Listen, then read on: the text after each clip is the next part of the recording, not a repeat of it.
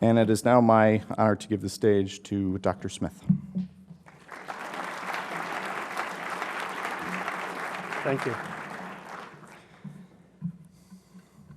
Do you have any children? Yes, I have 3 beautiful daughters. Yes, I have 3 beautiful daughters. One of them died.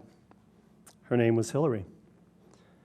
The first response was one I gave for 21 years, from the birth of my youngest until February 7th, 2016.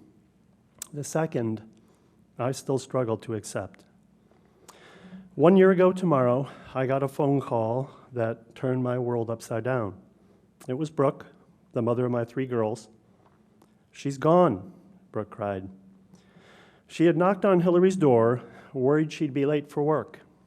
And when she finally entered the room, she discovered our daughter's lifeless body. Hillary was on the floor beside her bed, wearing her nebulizer. Exactly 3 weeks shy of her 25th birthday, she was gone. I simply can't convey the pain of that day. I'm going to tell you 3 stories, each of them centered around choices. Hillary's story is about choices that impair our freedom to choose. My story is about the choices that surviving parents must face. Your story is still unfolding, but there are choices that will make your goals more attainable and choices that won't. If you walk out of here today with that thought in mind, then this pain is worth it. So what is Hillary's story? Well, there were 2 Hillarys. The one we knew, loved, and laughed with, and the one we might not be able to reach for days at a time. That one we worried about. For about a year, Hillary sometimes couldn't catch her breath, to the point where she'd go to the emergency room. On 2 or 3 occasions, doctors admitted her. They gave her breathing treatments, diagnosed chronic and acute asthma, and prescribed daily medication. We worried. "What's going on, Hillary?" "Nothing, Dad. You've got to take better care of yourself." "I know. Love you guys. Don't worry." We did. Her last hospitalization in May 2015 was different in 2 key ways. She was living with her mom then, and she went in without her purse. Brooke searched it, then texted me some photos of some strange wrappers she had found. A minute later on Google confirmed our worst fears. Hillary was using drugs, and it was heroin. When she got out of the hospital, we got her into treatment, and she put her heart and soul into her recovery. She was the only graduate of the 90-day treatment program. More than 20 had enrolled. We were so proud and so happy for her. We had the old Hillary back. What was her life like during active addiction? During her recovery, she shared openly and honestly about it. She described days filled with shame, guilt, remorse, self-loathing.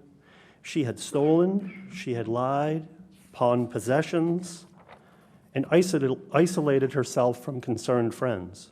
Her addiction had taken over her life. Why couldn't she just stop? Heroin withdrawal was debilitating. Muscle and bone pain, chills, sweats, vomiting, hallucinations, insomnia, anxiety. Meanwhile, ambition, employment, family ties, friendships, and self-esteem suffered. Avoiding withdrawal had become her new master. This was not an easy life. It wasn't the life we wished for her or we ever modeled at home, nor it was the life that she wanted. Hillary was a brilliant, soulful, and compassionate young woman. She was good at anything she set out to do. Yet once she made that choice, the decision to use, the odds were stacked against her. In her step work journal for NA, Narcotics Anonymous, she wrote, "I think the disease of addiction is a culmination of these actions and behaviors, and more importantly, my inability to stop them when I could see the consequences and when I couldn't. Heroin is a highly addictive drug because of how it modifies the brain's chemistry. Not surprisingly, the relapse rate is very high, somewhere between 50 and 90%.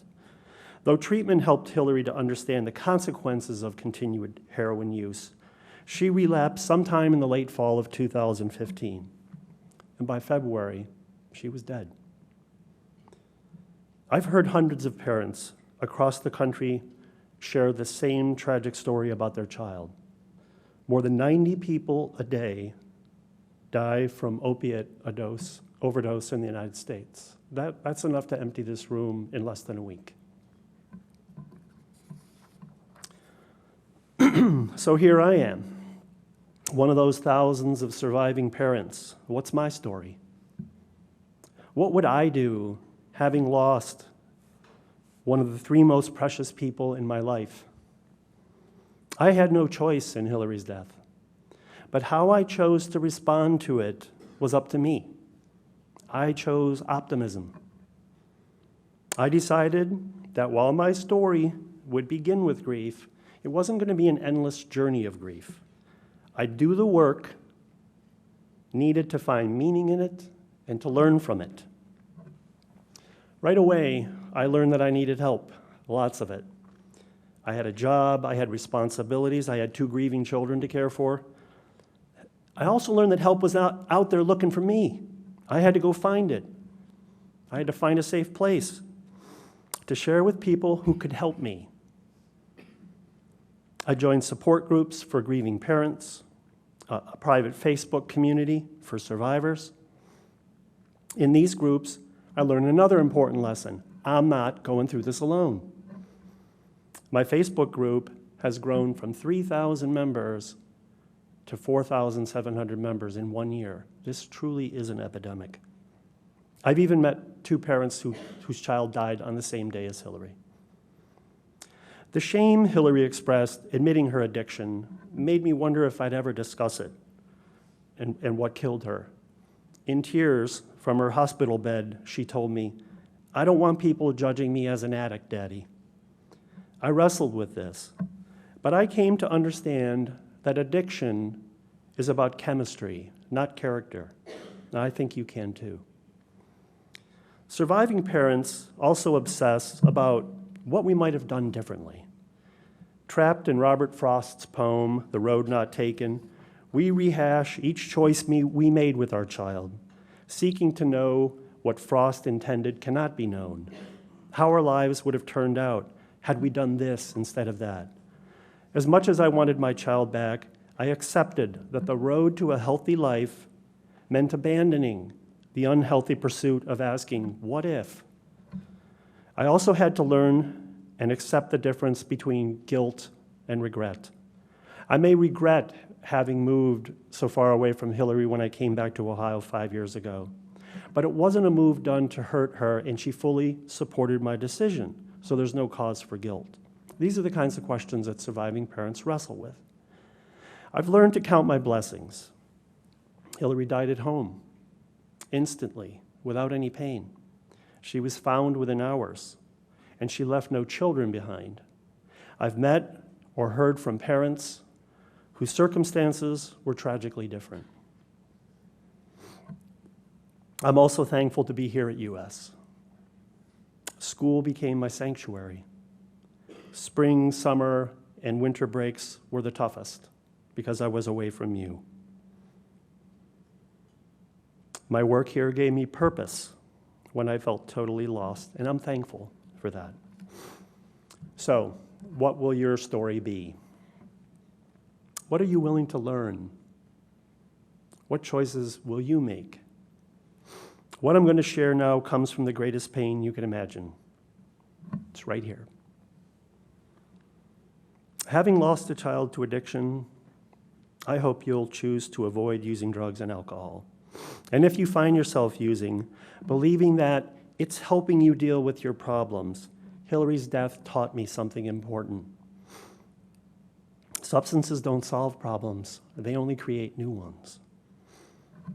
If your inner voice tells you that you've made a poor choice, I hope you'll reach out to an adult.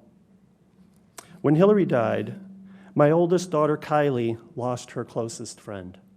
She said, "I think Hillary absolutely had a voice inside her that told her something wasn't right about what she was doing."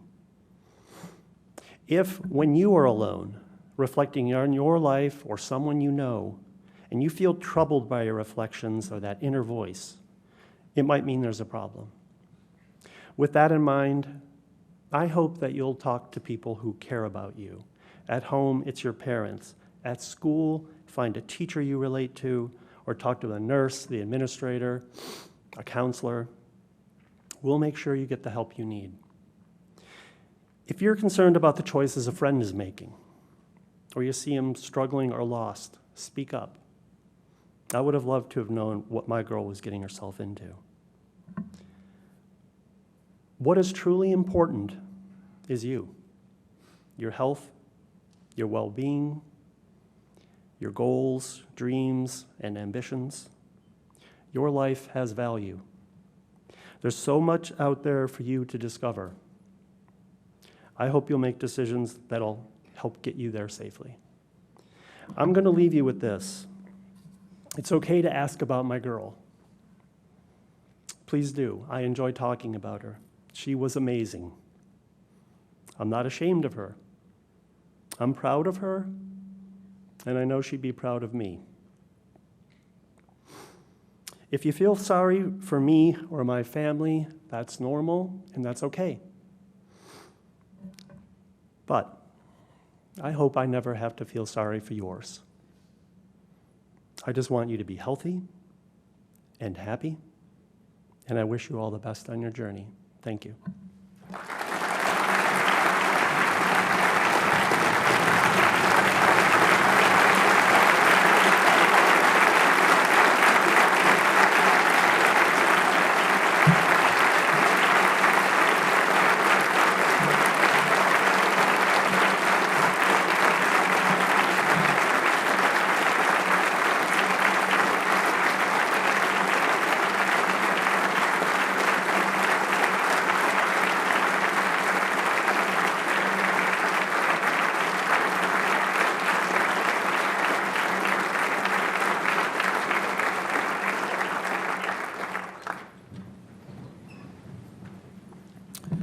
Thank you, Dr. Smith, for sharing your story and for being with us at US.